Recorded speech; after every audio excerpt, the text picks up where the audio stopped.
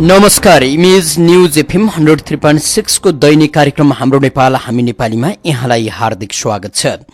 कार्यक्रम हाम्रो नेपाल हामी नेपालीमा हामीले मुलुकमा भए गरेका राजनीतिक र सरकारी काम कारबाहीमाथि केन्द्रित रहेर चर्चा परिचर्चा गर्ने गर्छौं र विशेष गरी राजनीतिक दलहरूका रवैया र सरकारका हरकत जसले नागरिकलाई शान्ति र सुविस्ता दिनुको साटो सधैँ तर्साई मात्रै रहन्छन् र राजनीतिक दल र सरकारमा बस्ने व्यक्तिहरू मात्रै रमाउँछन्, तिनका विरुद्धको खबरदारी पनि हो कार्यक्रम हाम्रो नेपाल हामी नेपाली। अर्थात् नागरिक खबरदारीलाई अगाडि बढाउने प्रयत्न यो कार्यक्रमले गरेको छ। नागरिकको आवाजलाई समेट्ने र सरकार र राजनीतिक दलहरूले गरेका कामहरू मुलुकका प्रति कति सही छन्, नागरिकका प्रति कति जिम्मेवार छन्, त्यसको लेखाजोखा गर्ने प्रयत्न गर्छौं कार्यक्रम हाम्रो नेपाल हामी नेपालीमा।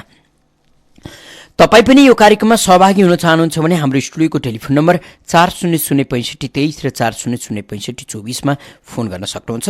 कार्यक्रममा हामीले मुलुकप्रति सही र मुलुकप्रति इमानका साथ अभिव्यक्त गर्ने आवाजलाई अझ बढी स्थान दिने गर्छौं, न कि आफ्नो निजी स्वार्थ, कुनै एउटा झण्डा र कुनै एउटा राजनीतिक दलको नेताको बखान गाएर आफ्नो व्यक्तिगत दुनो सुझ्याउने झिनो सपना बोकेर देशलाई दीर्घकालीन रूपमा हानि गर्ने नेतृत्वको प्रशंसा गर्नेलाई त्यति ठाउँ दिन्छौँ। हामी देशलाई हानि हुने जुनसुकै तह तबकाका व्यक्तिहरूले गरेका काम किन नहुन् तिनका विरुद्धमा जाइ लाग्छौँ र त्यसका विरुद्धमा जाइ लाग्ने आवाजहरूको खोजी पनि गर्छौं।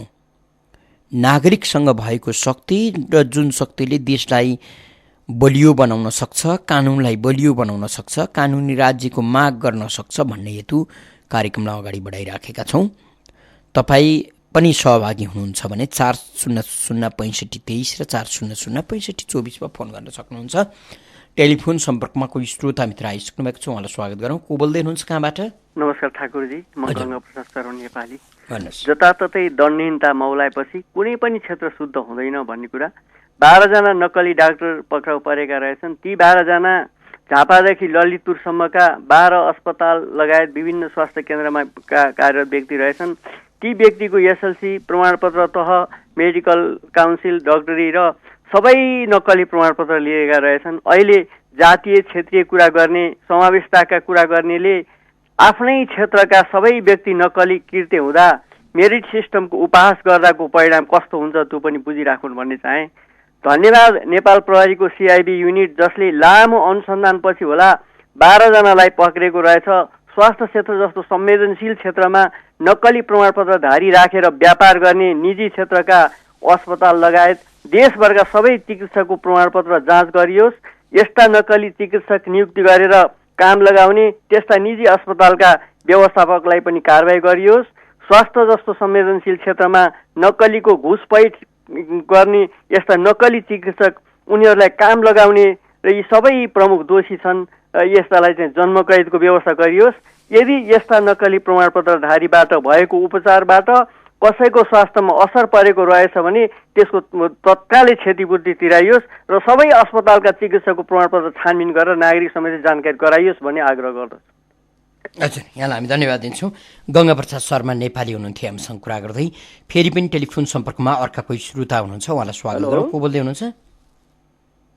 हजुर भन्नुहोस् त। हेलो हजुर, कहाँबाट को बोल्दै हुनुहुन्छ? म मस्तीगाउँबाट हरकृष्ण बोल्दैछु। हजुर भन्नुहोस् हरकृष्ण। हेलो हजुर, सुनिएको छ, भन्नुहोस् त। हजुर, एउटा मेरो पनि समस्या छ हजुर। यो हाम्रो अहिले चन्द्रगिरी नगरपालिका भयो है हजुर। हजुर, पहिला गाविस थियो। पहिला गाविस हुँदाखेरि यो बाटो निर्माण हुँदा, ढल व्यवस्थितहरू निर्माण हुँदाखेरि मापदण्ड भनेर उहाँले कार्यक्रम ल्याउने होइन हजुर। अनि राजनीतिक दलहरूको भागभन्दा मिलाएर 10 लाखको काम 5 लाखमा हुने, फेरि आफ्नो दलबलका साथीहरूको चाहिँ नि कुनै पनि बाटो निर्माणमा आफ्नो जग्गा एक टुक्रा पनि नपर्ने, अनि दलबलभित्र नपर्ने साधारण व्यक्तिहरूको जग्गा चाहिँ बाटो ठाडै ठुलो बनाइदिने, अनि फेरि हाम्रो फर्स्ट ट्र्याक भनेर चेकपोस्टबाट चाल्नाखेलसम्मको 28 फिटे बाटो भनेर अहिले जम्मा कतै 8 फिट कतै 8 फिट कतै 6 फिटको बाटो निर्माण भइरहेको छ। राज्यको ठुलो ढुकुटी चाहिँ नि हिनामैना भयो छ हजुर। यो गुनासो मैले यो अहिले नगरपालिकामा पनि निवेदनै दर्ता गरिदिएको थिएँ होइन हजुर। अनि यो भूकम्पको मापदण्डमा निर्माणित घरहरू निर्माण गर्नुपर्ने थियो हजुर। त्यो घरहरू बनाउँदाखेरि पनि बाटो मिचेर बनाइदिने। अनि त्यो निवेदन पनि नगरपालिकामा गरे भोलि हुन्छ पर्सि हुन्छ भन्ने घर ठडाइसक्यो। यस मेरो गुनासो यति नै हो हजुर। यो यसो हाम्रो कुर्सीमा बस्ने स्थानीय निकायका मन्त्रीले यो गुनासो चाहिँ अलि सुनिदिनु भएको भए म आभारी छु। धन्यवाद हजुर, यहाँलाई हामी धन्यवाद दिन्छौँ। मुलुकमा कानुन मुताबिक काम हुने हुन्थ्यो र कानुनले नै काम गर्थ्यो, अथवा हरेक ठाउँमा एकै किसिमको कानुन हुन्थ्यो। कानुनमाथि राजनीतिक दलको बलमिचाइ अथवा बलिया व्यक्तिहरूको बलमिचाइ हुँदैन थियो भने नागरिकले यस्ता खालका झिना मसिना का गुनासाहरू बोकेर चिन्ता गरिरहनु पर्थेन होला। मुलुकमा बहुदलीय व्यवस्था सुरु भएदेखि अझ गणतन्त्रमा मुलुक प्रवेश गरेदेखि कानुनको धज्जी कसरी उडाइएको छ अनेकन दृष्टान्तहरू पाइन्छन्, जुन दृष्टान्त बताउँदै हुनुहुन्थ्यो हरिकृष्णजी। हामी कहाँ स्वतन्त्रता, राजनीतिक अधिकार यी सबै चाहिँ लुट्नका लागि, कानुन मिच्नका लागि मात्रै भएको जस्तो देखियो। अहिले तपाईँले बाटो विस्तारपछि पिच भएका बाटाहरू हेर्नुहोस्, 6 महिना भएको छैन बाटाहरू फेरि भत्किसकेका छन्, पिच उक्किसकेको छ र त्यो पिचमा फेरि पिच गर्न थालिएको छ उक्किएका ठाउँमा। 6 महिना नटिक्ने कस्तो खालको विकास निर्माण होला? तपाईँ हामी कहीँ कतै न उजुर गर्न सक्छौँ न प्रतिकार गर्न सक्छौँ। हामी यति हो कि यो देशमा लुट भइराखेको छ। लुट्नका लागि दलहरू, ठेक्कापट्टा गर्ने व्यक्तिहरू, हाम्रो कार्यान्वयन गर्ने तहमा बसेका व्यक्तिहरू जन्मिएका हुन् र उनीहरूलाई हामी लुट्न अधिकार दिएका छौँ भन्ने शैलीमा मुखदर्शक बनेर बसिराखेका छौँ। होइन भने 6 महिना भएको छैन पिच गरेको, आज भत्किसकेको छ। न त त्यो पिच गर्ने कम्पनीलाई कसैले कारबाही गर्न सक्ने हैसियत राख्छ, न त अब बलियो पिच बनाउनुपर्छ अथवा विकासका कामहरू बलिया बनाउनुपर्छ भन्ने कसैले सचेतना राख्छ। जसरी हुन्छ लुट्ने कमाउने बेला यही हो, देश सिद्धियोस्, नागरिकहरू मर्कामा परुन्, कसैलाई टाउको दुखाइको विषय छैन। स्थिति यस्तो छ। यसलाई चिर्नका लागि पनि नागरिकको खबरदारी अझ बढी घनीभूत हुन जरुरी छ। टेलिफोन सम्पर्कमा कोही श्रोता मित्र हुनुहुन्छ, उहाँलाई स्वागत गरौँ। को बोल्दै हुनुहुन्छ, कहाँबाट? हेलो, नमस्ते सर। हजुर भन्नुहोस् न। सीता गुरुङ गलटारबाट। भन्नुहोस्। यो सरकार, यो भारतको नाकाबन्दा अनि तराईको चाहिँ नि केही मुठी भएको नेता भनौँदाहरूको चाहिँ नि धन्दा चाहिँ बल्ल अलि बन्द भयो। चाहिँ त्यो नाकाबन्दा पनि बन्द भयो र धन्दावालाहरूको धन्दा पनि बन्द भयो भन्ने कुराहरू सुन्नमा आयो। खुसीको कुरा है। तर आम नेपाली नागरिकहरू चाहिँ सधैँभरि मेरो विचारमा प्रतिपक्षमा हुनुपर्ने हो कि सरकारको काम भनेको आम नेपाली नागरिकहरूलाई चाहिँ नि सुशासन, कानुनी राज्यको चाहिँ उहाँहरूले चाहिँ कायम गर्ने र सुशासन चाहिँ उहाँहरूले चाहिँ त्यो विधि उहाँहरूले अप्नाउनु पर्ने हो र आम नेपाली नागरिकहरू चाहिँ सधैँ प्रतिपक्षमा हुनुपर्ने। राम्रो काम गरेको छ भनेदेखि आम नेपाली नागरिकहरूले चाहिँ राम्रो कामको समर्थन र गलत काम हुँदैछ भनेदेखि त्यो गलत कामको चाहिँ विरोध चाहिँ आम नेपाली नागरिकहरूले गर्नुपर्ने हो। जहाँसम्म लोकतन्त्र गणतन्त्रमा चाहिँ नि यो लोकतन्त्रको मान्यता, गणतन्त्रको मान्यता, गणतन्त्रमा चाहिँ नि नेपाली नागरिकहरू चाहिँ नि हामी नागरिकको चाहिँ अधिकार हुन्छ भन्छ नि त, त्यो चाहिँ बुझ्ने हो भने त्यो तरिका हो। तर कस्तो देख्यो भनेदेखि सबै नेपाली नागरिकहरू चाहिँ कस्तो देख्यो भने केही तपाईँको चाहिँ 100मा 25% जति चाहिँ सरकारको चाहिँ नराम्रो कामको चाहिँ यो विरोध गर्नुपर्छ र नराम्रो कामको चाहिँ यो अन्त्य गर्नुपर्छ र राम्रो कामको चाहिँ समर्थन गर्नुपर्छ है भन्नेमा जस्तो देखियो भने 75%ले चाहिँ के देख्यो त भन्दा सरकारले जसोसुकै काम गरोस्, जसोसुकै पार्टीहरूले जसोसुकै हुने नहुने हरकत गरोस्, तर सरकारको चाहिँ गुणगानै गाउनुपर्ने, सरकारलाई चाहिँ हामीले समर्थन गर्नुपर्छ। किनभनेदेखि यो मन परेको पार्टीको चाहिँ सरकार छ, यो हामीले भोट हाले पार्टीको चाहिँ नेता छ भन्ने त्यो तरिकाको जस्तो देख्यो। तपाईँको चाहिँ अहिले यत्रो महिना भइसक्यो, यो भूकम्प पीडित चाहिँ कुरा गर्दैछु म। भूकम्प गएको यत्रो महिना भइसक्यो, वर्ष नै हुनु लागिसक्यो, अहिलेसम्म पनि त्यो भूकम्प पीडितहरूलाई घर बनाएर दादाहरूले दिएको पैसाले पनि त्यहाँ घर बनाउनुलाई अहिलेसम्म दिएको छैन। अब वैशाखबाट चाहिँ घर बनाउनुको लागि लोन दिन्छ अरे, त्यो घर बनाउनुलाई पैसा दिन्छ अरे किस्ताको हिसाबले। अनि त्यो किस्ताको वैशाखबाट सुरु गरिसकेपछि बर्खा लाग्छ, बर्खा लागिसकेपछि बाढी जान्छ, पहिरो जान्छ, हरेक किसिम हुन्छ। दुर्गम क्षेत्रहरूमा त्यो सामग्रीहरू कसरी लान्छ? अनि तपाईँको चाहिँ त्यो बर्खामा त्यस्तो हुँदा त्यहाँबाट दसैँ आउँछ, तिहार आउँछ, त्यो दिने भनेको पैसा पनि त्यसै गनाएर जान्छ। र यो सरकारले गर्नुपर्ने काम दायित्व एउटा मात्रै पुरा गरिदिए पनि हुन्थ्यो। आम नेपाली नागरिकहरूले चाहिँ हस्पिटलमा जाँदा सहज तरिकाले औषधिको उपचार पाइयोस् र हामीले चाहिँ बत्ती चाहिँ राम्रो तरिकाले बत्ती बाल्नु पाइयोस् र पानी मात्रै राम्रो तरिकाले खानु दिने काम मात्रै यिनले राम्रो काम गरिदिए पनि धेरै हुन्थ्यो। तर आम नेपाली नागरिकहरू खालि राम्रो गरिने नराम्रो गरिने, यही पार्टीको समर्थन गर्ने र यही सरकारको समर्थन गर्ने, त्यस कारणले नै हामीले दुःख पाएको हो कि भन्छु। हजुर, सीता गुरुङ हामीसँग कुरा गर्दै टेलिफोन सम्पर्कमा फेरि पनि अर्काको श्रोता मित्र हुनुहुन्छ। हजुर नमस्कार। हजुर भन्नुहोस्। म पदम महर्जन कुपन्डोलबाट। हजुर अब यो अघोषित नाकाबन्दी छ नि, हजुर अघोषित नाकाबन्दी भन्यो, खुलेन भन्यो, अब अघोषितै रूपमा चाहिँ खुल्ल्या छ। अब हामी जनताहरूले चाहिँ अलि केही आश गरौँ कि गरेका छौँ भनौँ न, अलि आश गरेका छौँ कि अब चाहिँ केही अब यो पेट्रोल डिजेल भयो, ग्यास भयो, अब हिजो पनि त्यो विराटनगरबाट 3 बुलेट आयो भनेको छ। अलि हाम्रो चाहिँ जनतालाई आश लागेको छ।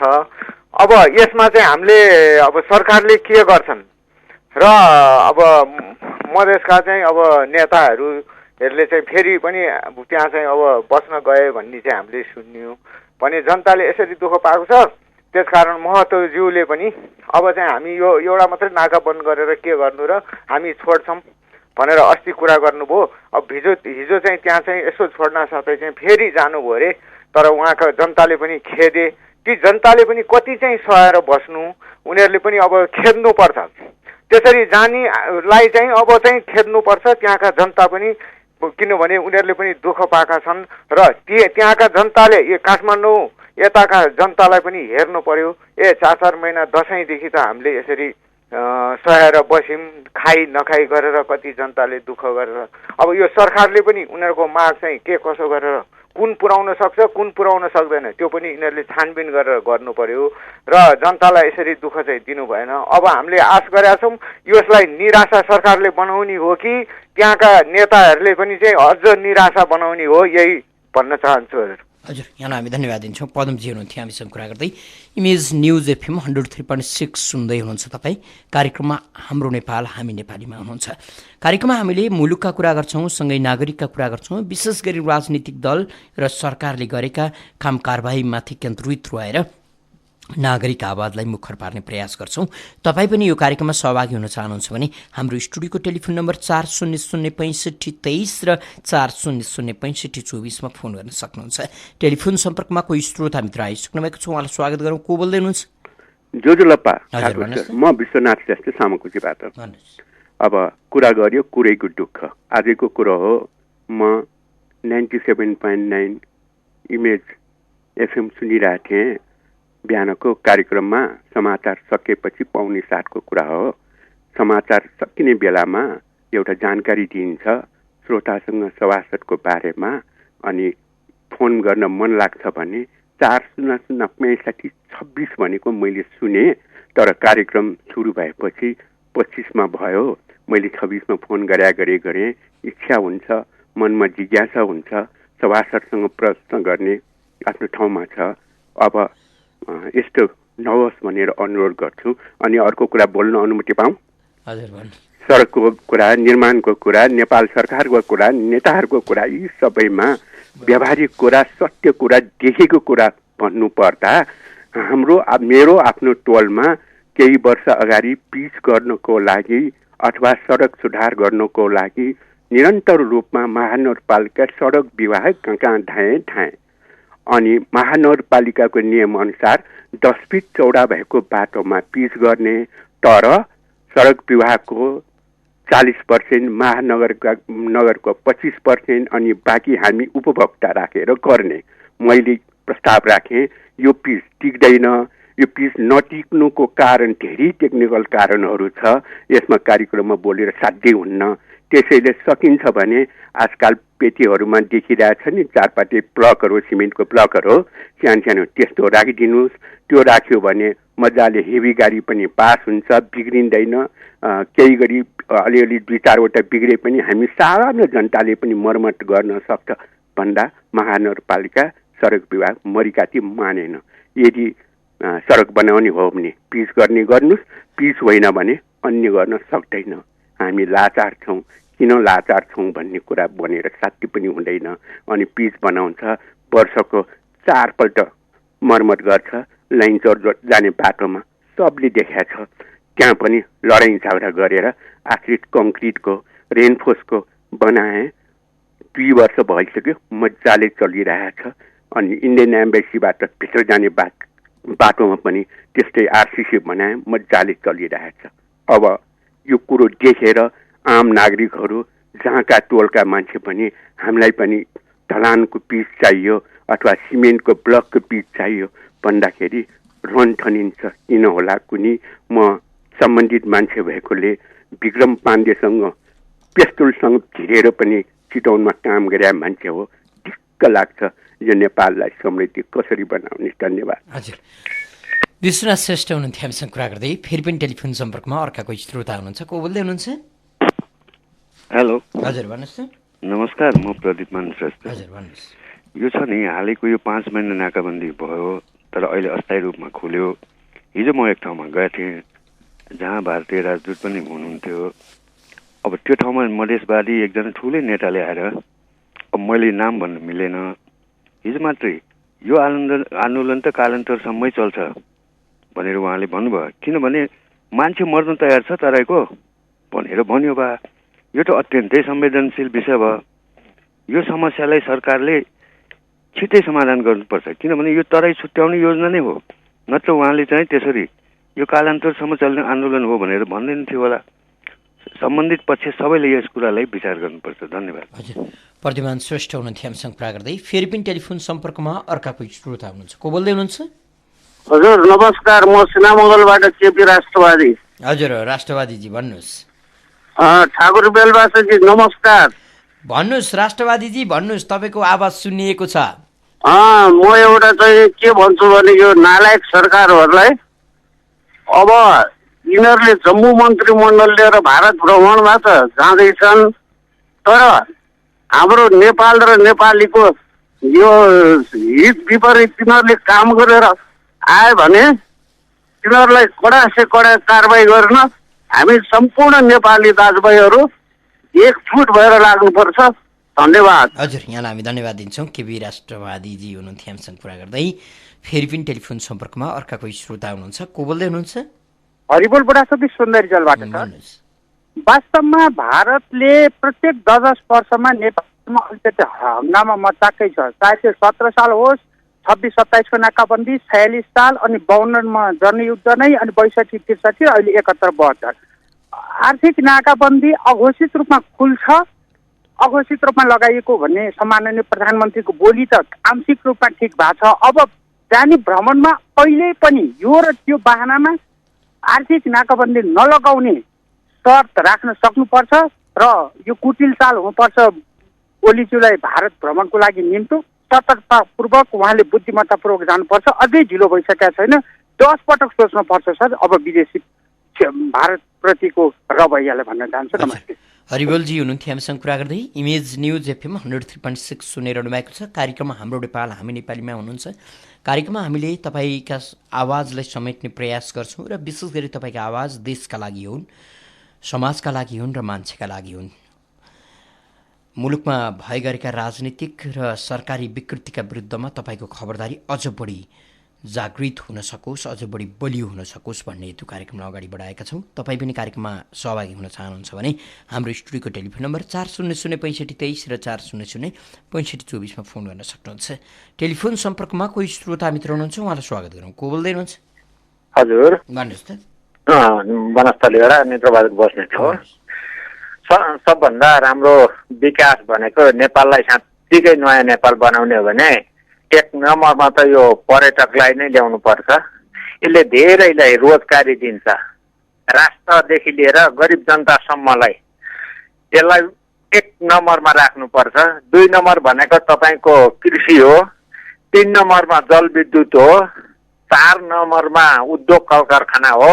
यो नेपालबाट युवा युवती विदेश जानबाट टोटली रोक्नै पर्छ देश बनाउने हो भने।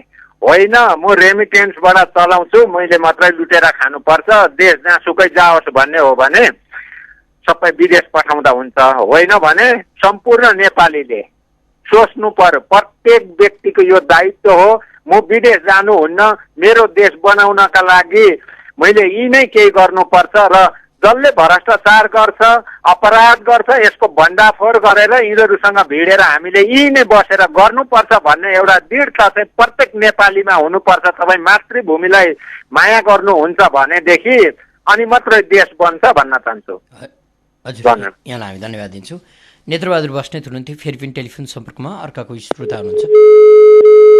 टेलिफोन सम्पर्कमा कोही श्रोता मित्र आइसक्नु भएको छ। को बोल्दै हुनुहुन्छ? नमस्कार, म इच्छाराम केसी कोटेश्वरबाट। हजुर, इच्छारामजी भन्नुहोस् न। यो अब धेरै कुरा सुनिहाल्यो नेताहरूको, होइन हजुर, तर यो नगरपालिकाले बेला बेलामा पिच गर्छ, त्यो पिच चाहिने 2 महिना टिक्दैन। यहाँ उदाहरणको लागि तिनकुनेमा जागृति गल्ली र पञ्चेश्वर मार्ग भन्ने छ, त्यो पिच गरेको 1 वर्ष भयो, 1 महिना नपुगिकन पिच बिग्रियो, ठेकेदार आएको थियो। ठेकेदारलाई मैले के भने यो पिच बिग्रियो, हामी औतिहारमा जान लागेको छ भन्दाखेरि होइन, 1 वर्ष मेरो ग्यारेन्टी हुन्छ, 1 वर्षभित्र म बनाइदिन्छु, जहाँ जहाँ बिग्रिन्छ अहिले यो कुर्नुहोस् भन्यो। अब अहिले ठेकेदार फर्केर आउँदैन। नगरपालिकामा 2-3 पटक सुरु गर्दाखेरि हामीले ठेकेदारलाई बोलाइरहेको छ, खबर गरिरहेको छ भन्ने जवाफ दिन्छन् है। अब यहाँ अर्को पनि त्यो प्रभु ब्याङ्कबाट भित्र पस्ने ठुलो योजनाको 20 फिटे बाटो पिच गरेको, त्यो पिच 1 महिना नपुगिकन बिग्रिया छ, 1 वर्ष पुगेको छैन। त्यो पिच पनि ठाउँ ठाउँमा बिग्रिया छ, कुनै चासो लिँदैन। मैले नगरपालिकाको मान्छेले के सुझाव दिएँ भने ठाउँ ठाउँमा मङ्गल बनाउँदाखेरि यसरी मङ्गल चाहिँ लापरवाहीसँग बन्छ। त्यो मङ्गलको दायाँ बायाँ चाहिँ सबै पुवाल हुन्छ, पानी मङ्गल पानी पास नभएको बेला मङ्गलभन्दा बाहिर आउँछ, अनि फेरि पानी पास हुन्छ, बाहिर मङ्गलभित्र पानी जान्छ र त्यसले वरिपरिको माटो लैजान्छ। अनि मङ्गलको दायाँ बायाँ चाहिँ भुवाङ पर्छ भनेर भन्दाखेरि नगरपालिकाको मान्छेले कुनै चासो गर्दैन। त्यो मङ्गल बनाउन भित्र र बाहिर प्लास्टर गरेर पानी बाहिर नआउने गरेर बनायो भने सडक टिप्छ, नत्र टिक्दैन। अहिले ब्याङ्कबाट पस्ने ठाउँमा धेरै जानु पर्दैन, 200 फिट 300 फिट जाँदाखेरि ठुल्ठुलो भुवाङ परेको छ, कुन बेला त्यो गाडी पस्छ थाहा छैन। यो कुनै निकायले चासो लिँदैन। यसले चाहिँ यति यसमा चाहिँ अब नगरपालिकाले हेर्दैन, यसलाई चाहिँ सक्नुहुन्छ कसैले सुन्नुभएको छ भने औतिहारले चाहिँ तुरुन्तै हेरेर त्यो ठेकेदारलाई चाहिँ कारवाही गर्नुपर्छ भन्छु। हजुर, यहाँलाई हामी धन्यवाद दिन्छौँ। इच्छाराम केसी हुनुहुन्थ्यो हामीसँग कुरा गर्दै। सामान्यतया निर्माणका बारेमा सामान्य नागरिकलाई यसो गरियो भने बलियो हुन्छ भन्ने थाहा हुने, पत्तो हुने, तर निर्माणको ठेक्का लिने, निर्माणको ठेक्का दिने निकायलाई चाहिँ त्यो पत्तै नहुने। उसले बनाएको निर्माण 2 महिना पनि नटिक्ने, 6 महिना पनि नटिक्ने, कस्तो गजब होला। यो चाहिँ अलि लामो कालखण्डसम्म आफूले बनाएको विकास निर्माण टिक्यो भने कमाइ खाने कसरी, यो व्यापार हो। व्यापारका लागि भत्किनु पर्यो, बिग्रनु पर्यो। हाम्रा सरकारवाला निकायहरूको चिन्तन पनि यही छ र ठेक्का लिने ठेकेदारहरूको चिन्तन पनि यही छ। विशेष गरी हामी ठेकेदारलाई दोष दिन भन्दा पनि हाम्रो नेतृत्वलाई, हाम्रो निकायलाई, हाम्रो कानुनलाई दोष दिनु जरुरी छ। ठेकेदार उसले ठेक्का पट्टा गरेर पैसै कमाउन चाहने हो र पैसा कमाउनका लागि उसले एउटा ठेक्का हात पार्नका लागि सम्बन्धित निकायको हाकिम हुँदै त्यसपछि कुन दलको सरकार छ त्यसको तालुकदार मन्त्री हुँदै त्यसका तह तहगतका कार्यकर्तालाई उसले पाल्नुपर्छ र त्यसपछि बचेको उसले खाने हो। यसकारण ठेक्कापट्टा व्यवसायमा लेनदेन बाहेक केही पनि चल्दैन, कामको कुरै हुँदैन भन्ने मान्यता स्थापित भएको छ। यसका लागि हामीले ठेकेदारलाई आलोचना गर्ने भन्दा पनि कानुन र कानुन कार्यान्वयन गर्ने र ठेक्का दिने निकाय जो भ्रष्ट छ, जसले कमजोर निर्माणबाट अकुत पैसा कमाउन लालायित देखिन्छ, त्यसका विरुद्धमा खबरदारी गर्नुपर्ने स्थिति छ। फेरि पनि टेलिफोन सम्पर्कमा अर्का कोही श्रोता हुनुहुन्छ, उहाँलाई स्वागत गरौँ। को बोल्दै हुनुहुन्छ? हेलो दाइ, नमस्कार। प्रभा मत गङ्गोबाट बोलेको छु। प्रभाजी भन्नुहोस् न।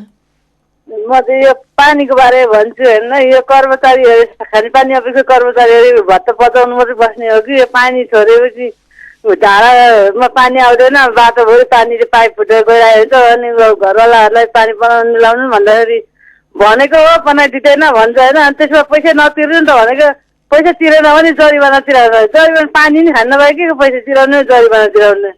पाइप पनि 4 दिन बिरालो आउँछ त्यो पनि बाटोभरि पानी पोखेर गयो भने धारामा चाहिँ पानी नै हुँदैन। त्यो अकियाले चाहिँ छानबिन गरेर यो बिजुलीलाई यस्तै कराए यस्तै खानेपानीलाई पनि जाँचोस् भन्ने चाहन्छु भने। यहाँलाई हामी धन्यवाद दिन्छौँ प्रभाजी। देश कति हदसम्म गिरेको छ, कानुन र संयन्त्रहरू कति हदसम्म लाचार बनेका छन् भन्ने दृष्टान्त हो यो। बाटोमा खानेपानीको पाइप फुट्यो, नागरिकले अत्किएर आइदेऊ न भन्नुपर्छ। बाटोमा सडकमा कसैले पिच गर्यो, पिच उक्कियो 2 दिनमै 2 महिनामै लौन अत्किएर आइदेऊ भन्नुपर्छ। भनेको हाम्रो देश कुन हदसम्म बिग्रियो र हाम्रा सरकारवाला निकायहरू कुन हदसम्म थेत्तरा बने, लाचार बने र भ्रष्ट बने भन्ने दृष्टान्तहरू हुन् यिनी। मुलुकमा कानुन हुन्थ्यो, कर्मचारी तन्त्रमा अनुशासन हुन्थ्यो, नैतिकता हुन्थ्यो भने मान्छेले पानी खान पाएको छैन, उसले महसुल तिर्नुपर्ने स्थिति र समयमा तिरेन भने फाइन लिनुपर्ने अथवा जरिमाना तिराउनु पर्ने अवस्था रहन्थेन। हामी कहाँ खानेपानीको पाइप बाटोमा फुटेर वर्षौँदेखि पानी बोकिराखेको हुन्छ, जसका कारण बाटो हिलो हुन्छ, पिच बिगार्छ, मान्छेलाई शास्ति हुन्छ। योभन्दा ठुलो कुरो त्यही क्षेत्रका मान्छेले पानी खान पाउँदैनन्। तर त्यो पाइप किन बन्दैन त? त्यसमा एउटै सजिलो उत्तर छ, खानेपानी संस्थानका कर्मचारीहरूलाई त्यो बनाए बापत पैसै आउँदैन। पैसा नआउने काम किन गर्ने? त्यहाँ गएर 1 पैसा घुसै खान पाइँदैन। त्यो पानी बनाए बापत बरु त्यो क्षेत्रका मान्छेहरूले खाने पानी पिउन पाउँछन्, पानी प्रयोग गर्न पाउँछन्, उनीहरूलाई सजिलो हुन्छ। त्यो नागरिकको उपभोक्ताको सजिलोको लागि हामीले जागिरी खाएका होइनौँ, हामीले त लुट्नका लागि जागिरी खाएका हौँ। यसकारण त्यो पाल परेको पाइप टाल्नु हुँदैन। त्यो पाल परेको पाइप टाल्दा कति हजार हामीलाई फाइदा हुन्छ। हाकिमदेखि तल्लो तहसम्मका कर्मचारीहरूले सोच्ने यही हो।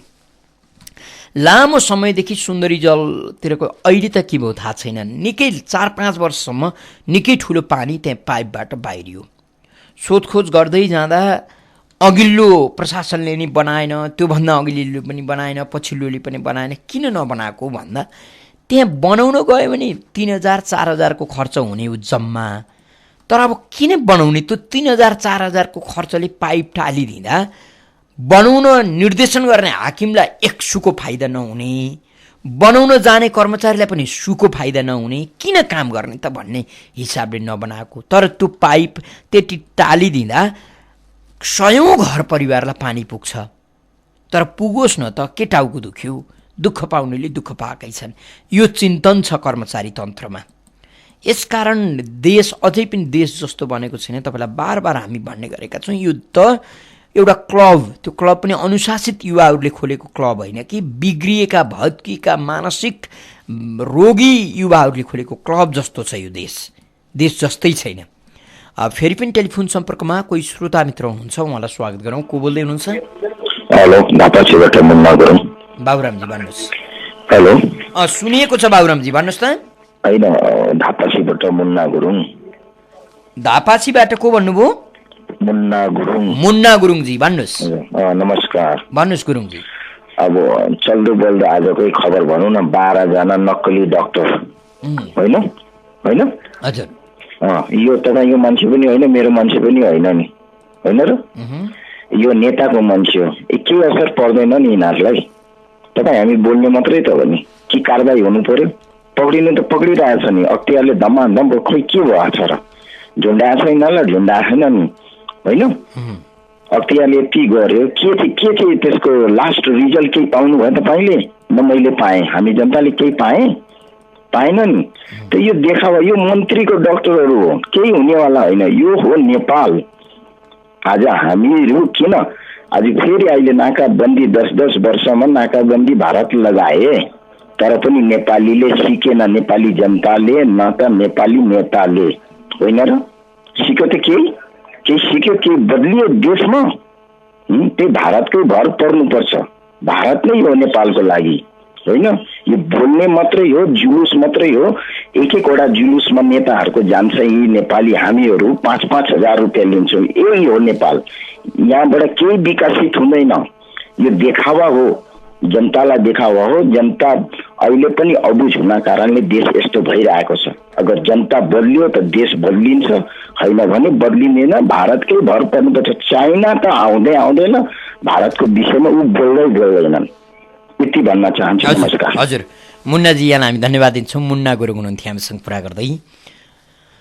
सामान्यतया देश बनाउनु एउटा ठुलो चुनौती पनि हो अबका लागि, विशेष गरी नेपाललाई नेपाल जस्तो अथवा देश जस्तो बनाउने हो भने त्यो कुनै एउटा नागरिक, एउटा नेताले बनाएर बनिने देश अब छैन। नागरिकमा त्यो खालको चेतना निर्माण हुनु पर्यो जसका चेतनाका कारण देश बढ्ने हो।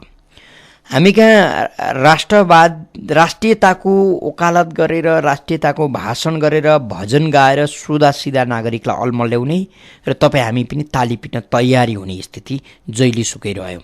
तर देशका लागि गर्ने के हो त, यो योजना कसैले पनि ल्याएन। अहिले युवाहरू सबै खाडीमा छन्। गाउँघरका खेतबारीहरू बन्जर बनेका छन्, बाँझा बनेका छन्। गाउँमा त्यही भारतबाट किनिएको चामल खानुपर्छ। तपाईँ हामी निकै सुख शैलमा हुर्किन थालेका छौँ। हामीलाई 2 घन्टा हिँड्नु छैन, बरु 2 दिन लाइन बसेर पेट्रोल थाप्नै पर्छ।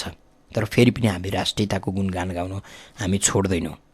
अहिले मुन्ना गुरुङजीले यो कुरा निकालिरहँदा भर्खरै मात्रै हेटौडा कपडा कारखानाका मेसिनहरू लिलामी गरिँदैछन्, बन्द भएका छन् यस्ता कारखानाहरू। यदि राष्ट्रियताको कुरा गर्ने हो भने हामीसँग भएका कल कारखानाहरू अझ बढी बलियो बनाइनु पर्थ्यो होला, बन्द गरिएका कारखानाहरू खोलिनु पर्थ्यो होला, हामी आत्मनिर्भर हुनु पर्थ्यो होला। काठमाडौँमा अझै पनि नेपाली सुती कपडाका कारखानाहरू यति धेरै छन् र विशेष गरी ललितपुरको निकै ठुलो र भक्तपुरको निकै ठुलो क्षेत्रमा घरेलु घरबुना कपडाहरू को उत्पादन गरिन्थ्यो। अहिले त्यो एकदमै छिटफुट रूपमा पाइन्छ। त्यसलाई राज्यले प्रबन्धन गर्थ्यो होला, यो केही पनि छैन। हामी आफै उत्पादन गर्ने चिजलाई त सकेसम्म बन्दै गर्ने हो र भारतमुखी हुने हो। भारतको गतिलो बजार हो नेपाल भन्ने चिन्तनमा मुलुकको अर्थमन्त्री लाग्छ, मुलुकको प्रधानमन्त्री लाग्छ, मुलुकका उद्योगी व्यापारीहरू लाग्छन् र हामी नागरिकमा त त्यो चेतनै हुँदैन। हामीसँग उत्पादन गरेर हामीले नै प्रयोग गर्ने चिजहरूको खोजी गर्नुपर्छ भन्ने नागरिकमा चेतना हुँदैन। यसकारण यो देशमा बेइमानी गर्न मात्रै तपाईँ हामी जन्मिएका हौँ, बेइमानी गर्न मात्रै कुनै एकजना व्यक्तिले राजनीति गरेको हो, यो देश सिद्ध्याउनका लागि कुनै एकजना व्यक्ति प्रधानमन्त्री बनेको हो, कुनै एकजना व्यक्ति राष्ट्रपति बन्यो होला, कुनै एकजना व्यक्तिले कैयौँ हजारको हत्या गरेर जनयुद्ध जित्यो होला अथवा गरे होला। यी सबै कुराहरू देशलाई बेइमानी गर्न मात्रै भएका हुन्। तर फेरि पनि मुन्नाजीले भनेका जस्ता कुराहरूबाट हामी हार खाएर बस्नुभन्दा पनि एक दिन यी बेइमानहरूको कङ्काललाई चियानबाट बाहिर निकाल्नेछ नागरिकले। त्यो लाग्ला 100 वर्ष लाग्ला, तर नागरिकको खबरदारीको एउटा त्यो चेतना निरन्तर चलिराख्यो भने एक दिन न एक दिन देश बन्छ। देश बनाउनका लागि नागरिक नै सचेत हुनुपर्छ र नागरिकले नै खबरदारी गर्नुपर्छ। तपाईँ हामीले खबरदारी गर्दा गर्दै त यो हविगत छ। एउटा स्वास्थ्य जस्तो संवेदनशील क्षेत्रमा नक्कली सर्टिफिकेट प्रयोग गरेर जागिर खान्छन् र म डाक्टर हुँ भनेर शल्यक्रिया गर्छन्। एकजना गर्न लालायित हुन्छन् मान्छेहरू। त्यो कसले गर्यो? यही राजनीतिले गर्यो, यही राज्यले गर्यो, यही सरकारले गर्यो। यो सबै बेइमानीको एक एक गरेर हिसाब किताब नागरिकले लिन्छन्। त्यो ढिलो चाँडो अवश्य हुनसक्छ। हामी भन्ने गर्छौँ नि, दिन त्यस्तो आउँछ जसले बेइमानी गरे र जसका शालिकहरू यो मुलुकमा ठडी बनी तिनीहरूका शालिकमा नागरिकले फाँसी लड्काउनेछन्। त्यो दिन आउँछ, त्यो दिन आउँछ जसले यो मुलुकलाई बेइमानी गरेर यो ठाउँमा ल्याए उनीहरूको चियान खोतलेर उनीहरूको कङ्काललाई सजाय दिने दिन आउँछ। भएन भने तस्बिर हुन्छ, तस्बिरलाई सजाय दिने दिन आउँछ। त्यो एउटा आक्रोशको स्वरूप त्यो ढङ्गबाट प्रकट हुन सक्छ। तर फेरि पनि हाम्रो नेतृत्वले केही कुराहरू पनि सोचेको छैन। पछिल्लो पटक भारतले नाकाबन्दी गरिदिँदा र विशेष गरी प्रधानमन्त्री केपी शर्मा ओलीले म झुक्दिनँ भनिरहँदा नागरिकले देखाएको धैर्यता गजबको थियो। तर यही बेला काम सुरु नगरेसम्म त त्यस कामले लिने समयको निर्कुल हुँदैन। उनले यही बेलाबाट अब देश आत्मनिर्भरतर्फ उन्मुख हुन्छ, कृषि यसरी सुरु हुन्छ, उद्योग यसरी सुरु हुन्छन्। हामीले प्रयोग गर्ने कपडा हामी बाहिरबाट लिँदैनौँ।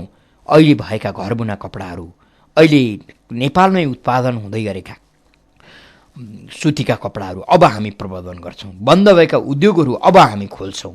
आँट गर्न सक्नु पर्थ्यो, तर प्रधानमन्त्री महोदयको राष्ट्रियता 4 महिना पनि टिक्न सकेन। अहिले उहाँ घुँडा र टाउकोले टेकेर दिल्ली जाँदै हुनुहुन्छ। अवस्था यस्तो छ। यसकारण फेरि पनि तपाईँ हामीलाई बोलेर चिच्याएर हुन्छ कि गर्नेले त बदमासी गरेकै छ, लुट्नेले त लुटेकै छ भन्ने लाग्न सक्छ। तर फेरि पनि हाम्रो खबरदारी यो ढङ्गको हुँदा त यति धेरै लुट मचिएको छ भने खबरदारी विहीनताको अवस्थामा देशमाथि र तपाईँ हामीमाथि कस्तो व्यवहार लादिएला यो पनि हेर्न लागेको हुनेछ। कार्यक्रम हाम्रो नेपाल हामी नेपालीको निर्धारित समय सकिएको छ। कार्यक्रम सुनेर र कार्यक्रममा आफ्नो सहभागिता जनाइदिएर साथ दिनुहुने सम्पूर्ण श्रोता मित्रलाई धेरै धेरै धन्यवाद दिँदै सहकर्मी रमेश महर्जनका साथमा ठाकुर बेलवासी बिदा हुन्छु। नमस्कार।